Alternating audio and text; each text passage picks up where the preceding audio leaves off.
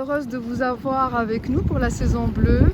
Je te laisse te présenter maintenant et nous raconter cette belle traversée, cette aventure et la projection que tu vas avoir pour les années à venir aussi. Très bien, bonjour, je suis François Gabard, je suis skipper du trimaran S vers les Arctiques, ce joli bateau que vous voyez peut-être au fond. Donc c'est un grand trimaran, un bateau de course, un bateau de record, donc un bateau qui fait 32 mètres de long, 23 mètres de large, un mât un peu plus de 35 mètres, et c'est un bateau qui est vraiment taillé pour la vitesse, avec un bateau qui est bourré d'innovations. Je pense principalement à ces foils, ces appendices, qui permettent au bateau de voler au-dessus de l'eau. C'est quelque chose d'assez génial et assez extraordinaire qui est en train de bouleverser le milieu du nautisme, le milieu maritime de manière très générale.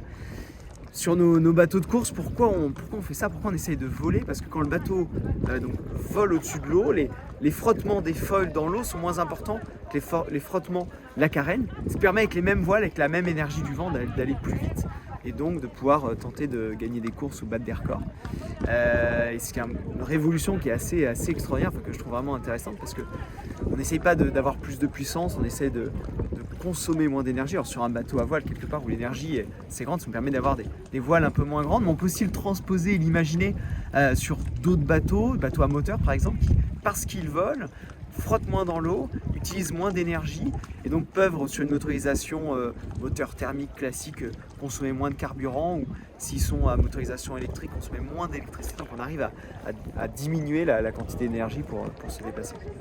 Et j'ai vu que vous avez battu le record quand même de 25 minutes, qui est énorme. Ouais, et donc vous avez choisi le bon moment pour partir. Qu'est-ce qui a fait que les records ne sont jamais battus avec autant d'écart? Non, mais là, c'est vrai qu'on était donc à Gênes en Italie. On devait venir à Tunis donc pour des opérations avec le sponsor de visite, montrer ce bateau dont on est très fiers. Et il se trouve qu'il y avait un flux de nord-ouest, donc du vent du Mistral, qui soufflait de manière assez régulière sur l'ensemble du parcours. Donc c'est un record. Donc c'est une ligne de départ, une ligne d'arrivée qui sont fixes. On peut la couper à n'importe quel moment. Il faut choisir la bonne fenêtre météo.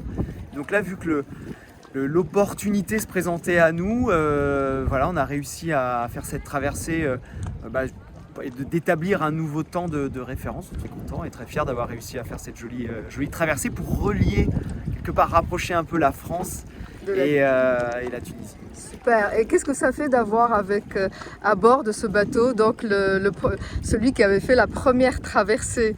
Parce qu'il voit son record battu quelque part. Alors comment ça a été vécu de l'intérieur? C'était vraiment super sympa d'avoir Pascal Bidégory, qui était donc le détenteur du record. Et en fait, on l'a embarqué, ça nous a permis d'améliorer son temps. Donc il a amélioré son propre temps. Et puis nous, on est venu récupérer ce joli record pour être les nouveaux détenteurs du record de la Méditerranée.